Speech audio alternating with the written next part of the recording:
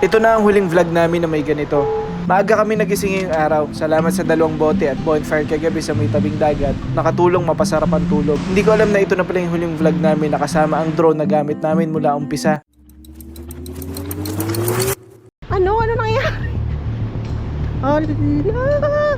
So ngayon, getting ready kami. Pupunta kami ng Gumaos. So 3 hours yung biyahe natin doon, so we have to get going. Ngayong araw ay sa wakas maaabot na rin ang hinihintay naming break-in sa new trike from Bajaj. Para lang sa mga hindi familiar, ang break-in ay ang panahon kung saan ang isang motor vehicle ay unti-unti mo nang pinapatakbo ng may limit sa bilis. Maximum 40 lang yung takbo para makondisyon ang mga parts ng makina. Gas mo na. At pag naabot na niya ang required na kilometrahe, in our case 1,000 kilometers, ay doon magsisimulang maabot ang full potential ng motor. 1,000 kilometers siya! Break na namin siya! Hindi namin na-realize sa 1,000 na pala. Kanina nakita ko na siya na 900 plus eh. 1,000 na tayo. Tinuloy na namin ang biyahe. Medyo gutom na ako, so stop muna tayo.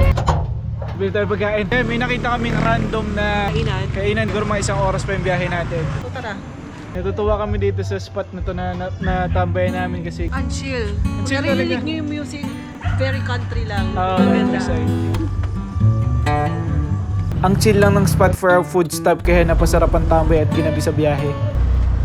Ay, ano yan? May nakita na naman siyang pagkain. Sa market tayo ng Paracale, downtown market. So bibili lang ako ng saging para may pang dessert kami. Pagkatapos ng 3 oras na biyahe, narating din namin ang destinasyon. Galing na kami dati dito, pero hindi Hindi pa siya ganito. develop. At muntik pa sana ulit kaming matulog sa tabing kalsada. Dahil nung nakausap namin yung resort owner, sinabi niya na bawal na daw ang overnight. Nadala na daw kasi sila sa guest dahil dati may nag-overnight at alauna na madaling araw, ginising sila para hinga ng saklolo dahil may nalulunod. Pero prank lang pala. Pinayagan rin kami when we introduce ourselves formally. Shout out to ALM Resort. Ito lang yung dinner tonight dahil kinalkal ng pusa yung food namin. May importanteng lesson kaming natutunan ngayong gabi. Naiwanan namin yung trike na nakabukas. Pagbalik ko, kinakalutkot niya na yung ulam. Ayun yung salarin, no? May natira. May natira pang pwede. Ayan, so salvage na lang natin to. Nakaset na yung trike kaya pinahiram kami ng motor ng owner. Pwede lata kayo ate. Anim na iplog, te. Pwede na yan. Para sa late night ulam hunting. Diyos ko, pwede na yan. Meron na tayong dinner. House tour lang tayo, mabilis lang. Pakita ko lang yung setup natin. Lagay namin itong Tolda power station. So ito yung nagpapailaw rito, tsaka nung kay Rox. Thunderbox power station natin. Speakers, electric fan. Mamaya, sesetapan ko ng tent dito. And dito yung ating kitchen area. Small kitchen. Hinahanap kaming spot, maganda-ganda mag-dinner doon. Nag-dinner na kami pagdaos na mahabang araw. At tinapos ang gabi kasama ang 2 bote at bonfire sa tabing dagat. Since bawal mag-camp dito, na solo namin ang gabi. Nag-prepare na rin kami matulog.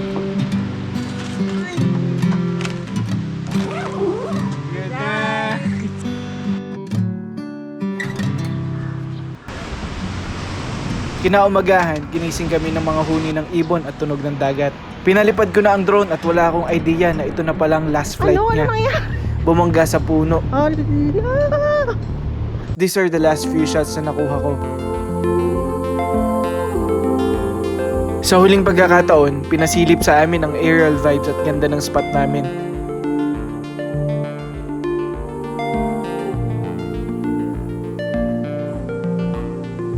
At ito yung exact last shot ng drone bago siya bumangga. So wala na tayong magagamit na... Di namin napagilan maging emosyonal dahil ito ang first and only drone namin. At nagkataon pang medyo tight ang budget sa ngayon. So wala pang pamalit for filming our next contents. Iyak siya ngayon. Kasi wala pang budget, sabi niya. Pang ano kasi ito sa video na. Sa video. Kape tayo, pampaganda muna ng mood. At this point, pinilit ko na lang mag-shoot at unti-unti, naging okay rin pakiramdam. Naisip ko mas mahalaga ang mensahe kaysa ganda ng camera. In-enjoy na namin ang kape at hinayaan tangay ng tunog ng alon ang pag-aalala. Nagsisimula pa lang maging okay ang mood nang may bagong struggle na naman. Tumubog yung mga gulong sa buhangin. Buti na solusyonan kaagad ng mga taong tumulong sa paligid. Okay, bili muna tayo ng isda. Andun si Mrs. kasi andun yung mga gamit. Pupunta muna akong bayan para maghanap ng tanghalian. Magkano ito po? Sobrang laki naman itong isda na to. Hindi natin mauubos to. Ito lang siguro tayo sa yellowfin. May pangkawil kami dala pang bingwit kaso lang wala daw dito na uhuli, mahirap, inaangkat pa. So bumili na lang siya, pero yung binili niya pang isang barangay ata. Tara, ihawin na natin. Work smart si Mrs. May isa pa kasing power station. Madali lang magpaapoy. Yellowfin tuna. Sinalang ko na yung dambuhalang isda. Alala lang sa paypay para di masunog.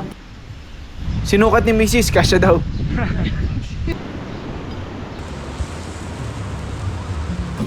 After 5 minutes and 2 hours, ready to rock and roll na. Nag-ihaw din kami ng kamatis ala Mr. Kebab style. Solid yung spot ng dining area namin. Okay, so kakain na tayo. Naluto na natin napakalaking isda. Kala namin hindi namin mauubos pero Mukhang mauubos mukhang mauubos namin. Lagpas kalahati nilagay namin dito sa pinggan. Nakakawala ng bad trip yung inihaw na isda at view. Pagkakain, sa time na muna. Na. Hindi. Nakakaantok talaga palagi sa dagat yung mainit pero mahangin. Init na dyan. Ipa tayo. Bilan ka na dyan, Bilan na. pinapa ka na dyan. Baby! Ano tayo pwesto? At tayong pwesto kasi mainit na dun sa pinagduduyanan namin. Tinuloy namin ang siesta sa ilalim ng mga puno ng nyug.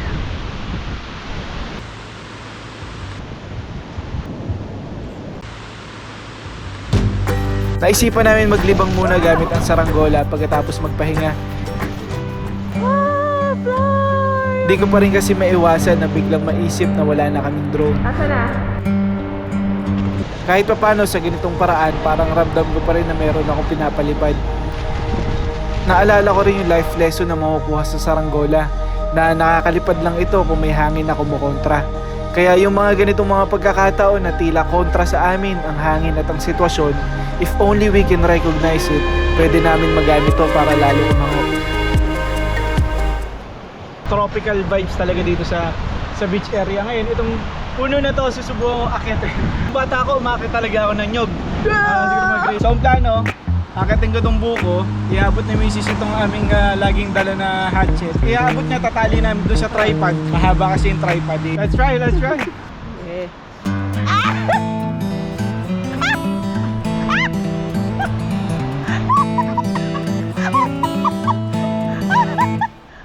Yes! Wow!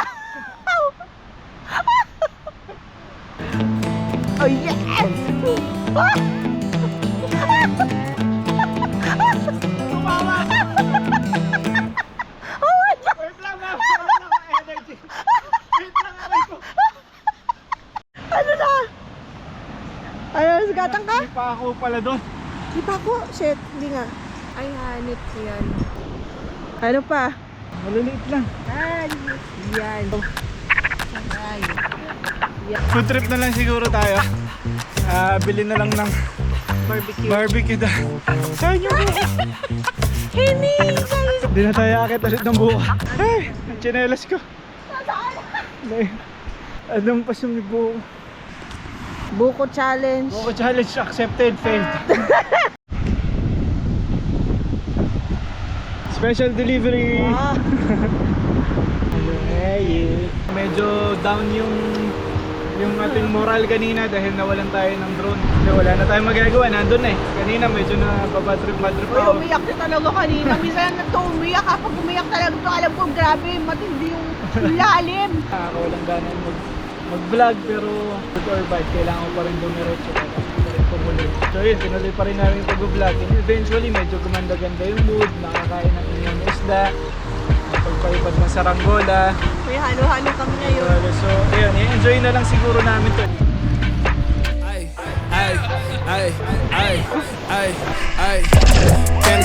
At in-enjoy na lang namin ang sunset swimming sa dagat.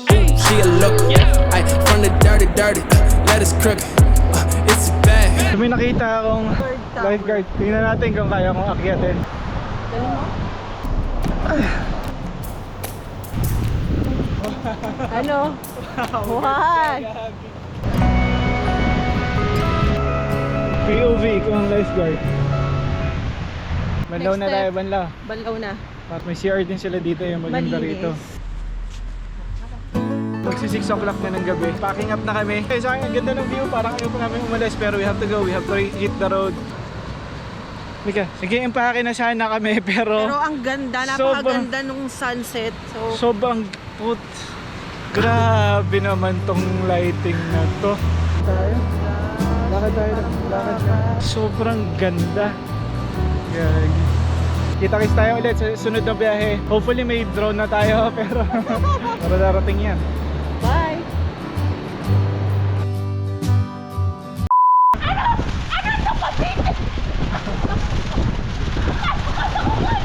Pwede mo. Pwede mo dito sa malapit sa akin. Balik ka rin mga sombrero. Hindi makita yung mukha ko. Ayos mo naman kasi nakaroll lang ako sa ano. Pag-ikot ng ganun, babay. Dito. 3, 2, 1. Sabi mo babay. Kaya nga, babay.